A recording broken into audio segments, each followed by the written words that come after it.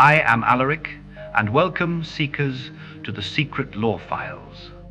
Tonight, we step behind the curtain of bureaucracy to examine a fragment of chaos meticulously catalogued by those who call themselves the Foundation.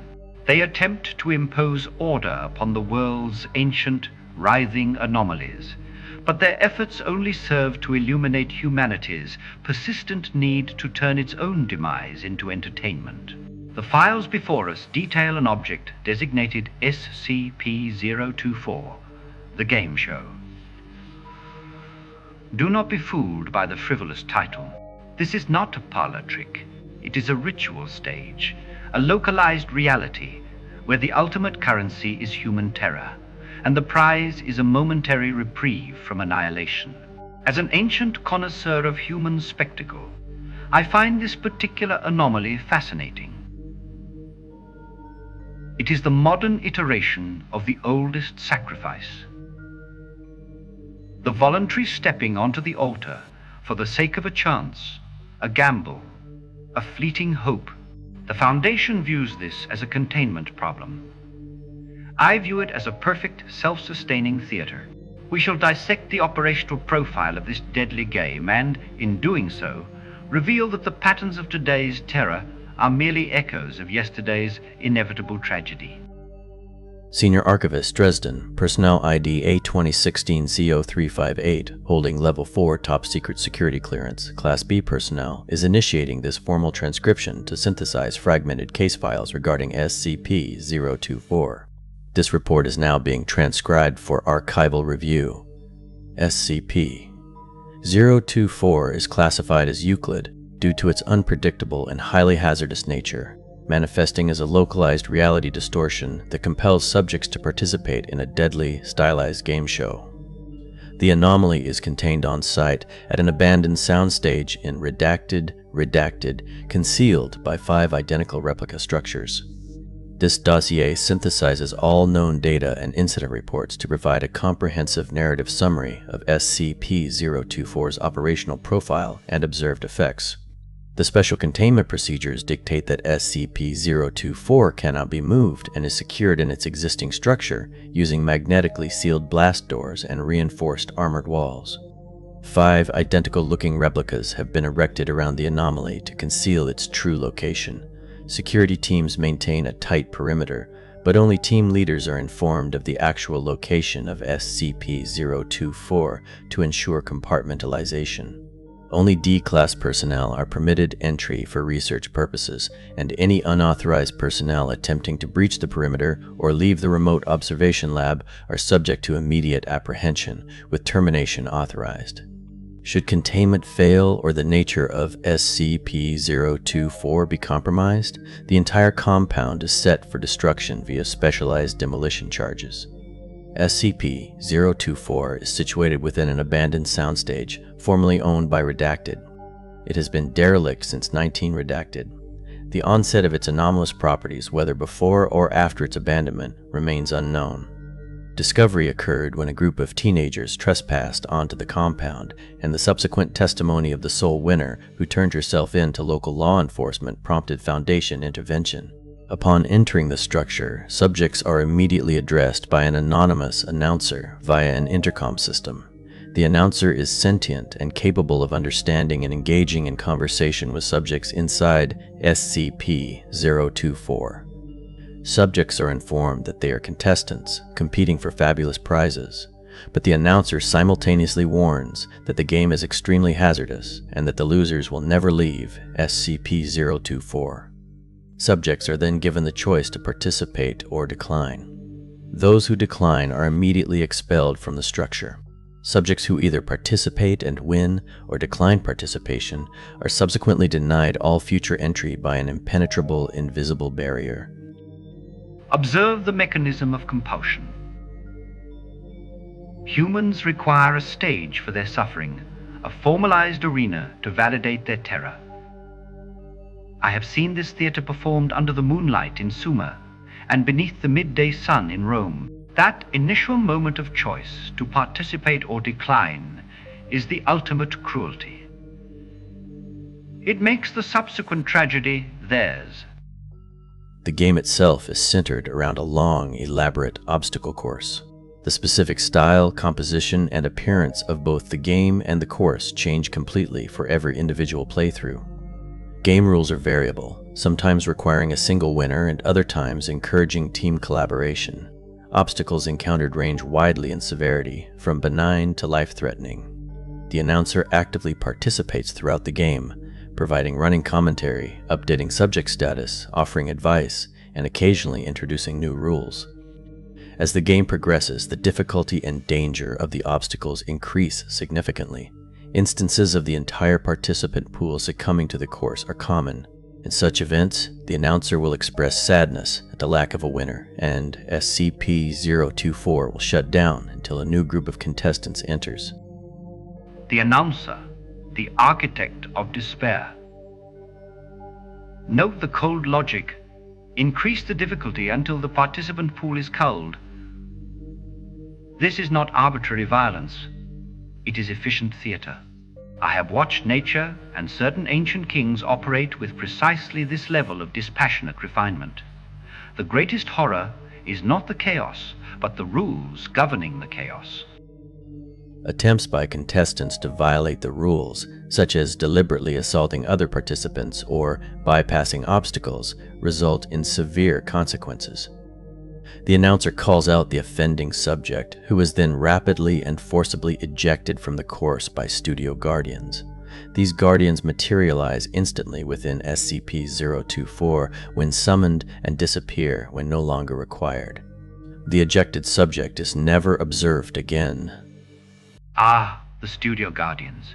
The instant, absolute manifestation of consequence. Mortals cling to the delusion that they can negotiate with fate, that rules are malleable. But here, the structure itself is the judge and the executioner.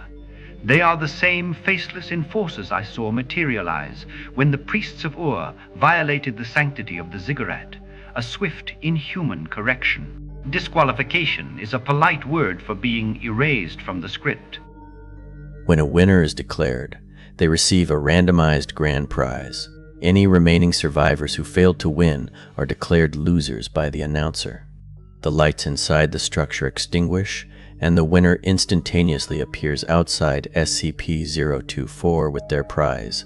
The losers completely disappear. A crucial aspect of the anomaly is the post-game recording. Following every game, a VHS tape or DVD appears in the mailbox outside the main entrance. This recording is a complete documentation of the entire game, even though winners report seeing no cameras or recording devices inside the structure. Furthermore, these recordings display a cheering live studio audience in the background, which was also not observed by the winners during the game. The prize is irrelevant. A trip to Fiji, a new automobile trinkets. The true artifact is the recording, a live studio audience that was never there. This anomaly is not just consuming lives. It is generating proof of the spectacle. It is printing fear for an unseen viewer. I have always maintained that the fear of the unknown audience is the most potent motivator for human ambition. Addendum 1 specifies that the grand prizes awarded are completely genuine and possess no anomalous properties. Prizes documented include cash, electronics, various consumer goods, automobiles, collectibles, full paid vacations to various countries, and data expunged. No discernible pattern dictates the nature of the prizes. Addendum 2 documents an attempt to track the fate of the losers.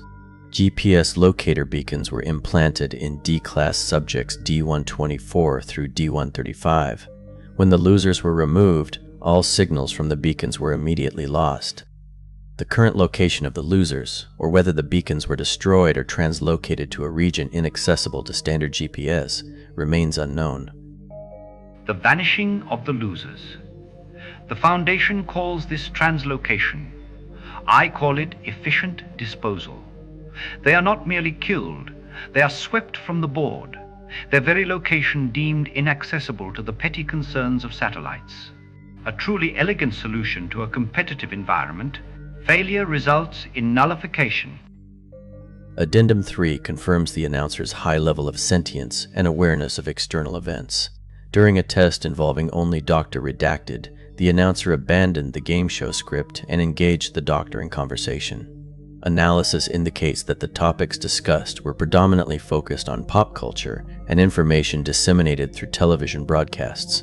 This implies that SCP-024 is capable of accessing and interpreting television signals outside of the facility. Attempts to negate this ability by cutting all power and signal lines and removing potential wireless receiving equipment failed to affect SCP-024's operation. When it became clear that no contest would occur, the announcer courteously requested that Dr. Redacted leave and return with additional contestants. The announcer's consumption of television signals.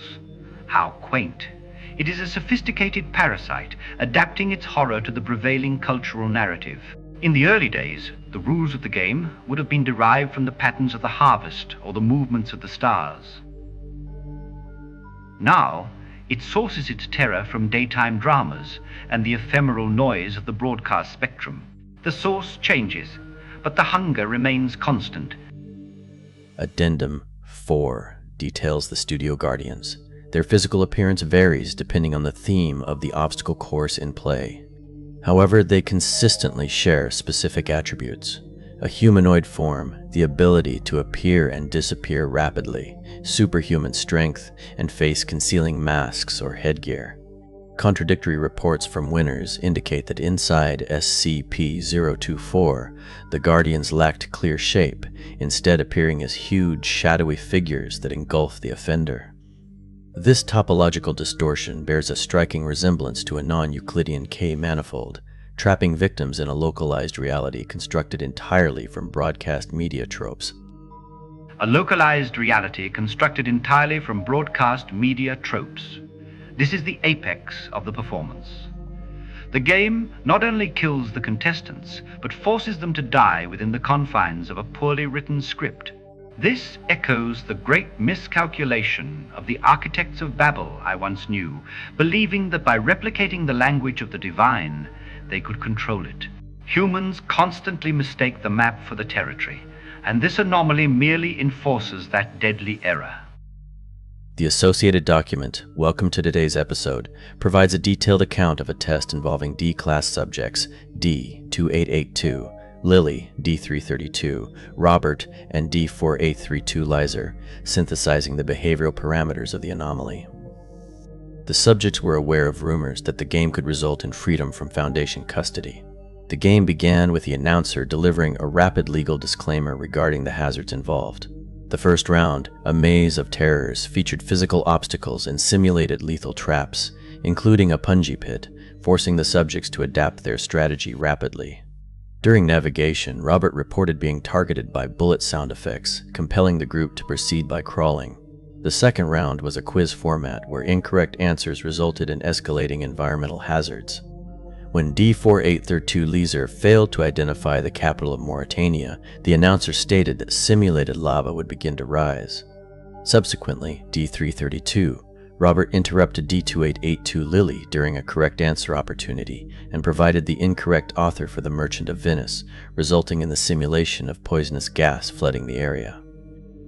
Death by incorrect geography.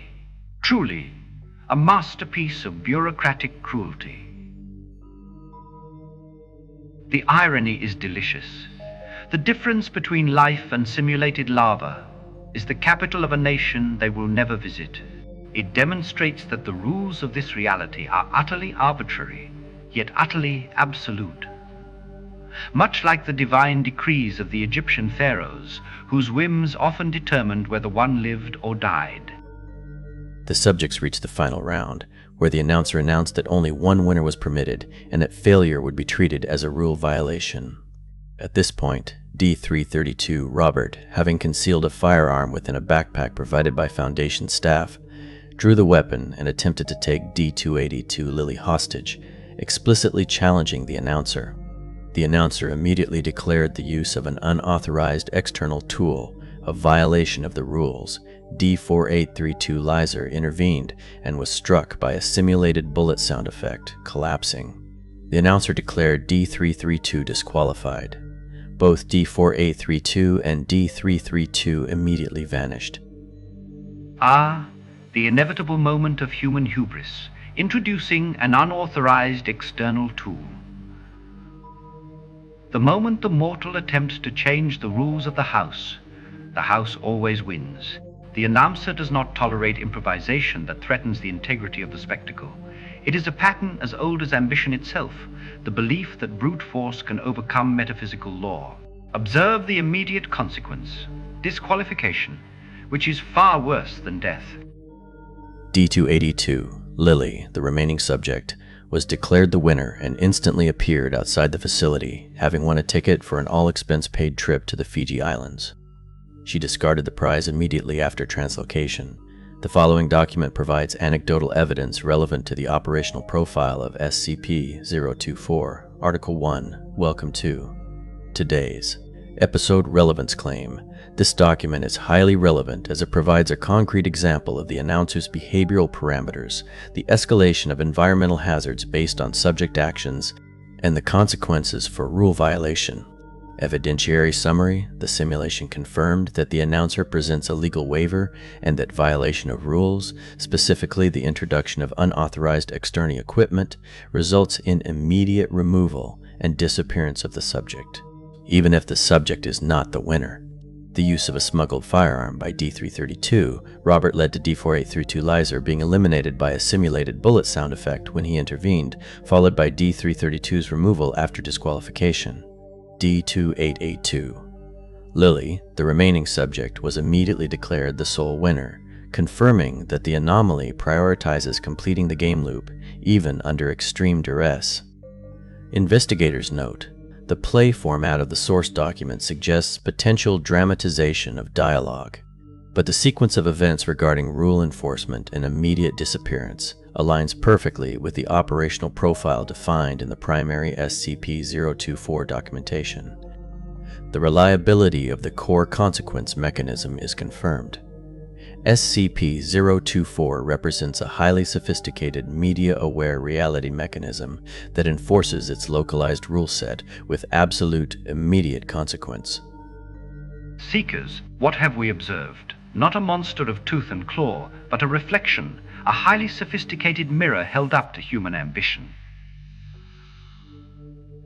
SCP-024 is the ultimate expression of the human drive for competitive self-destruction. They enter willingly, driven by the seductive promise of a fabulous prize, convinced that their cleverness or courage will allow them to gain the system. They crave the spectacle, even when they are the stars of the tragedy.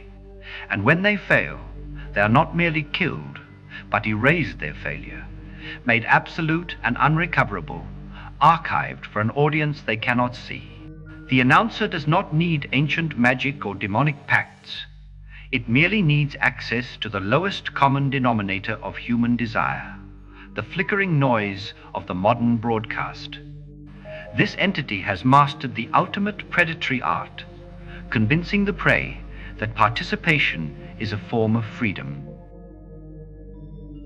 This is the great pattern, repeating itself across 40 millennia. Humanity builds its own arenas, finds its own capricious gods, and willingly steps into the trap under the illusion of control.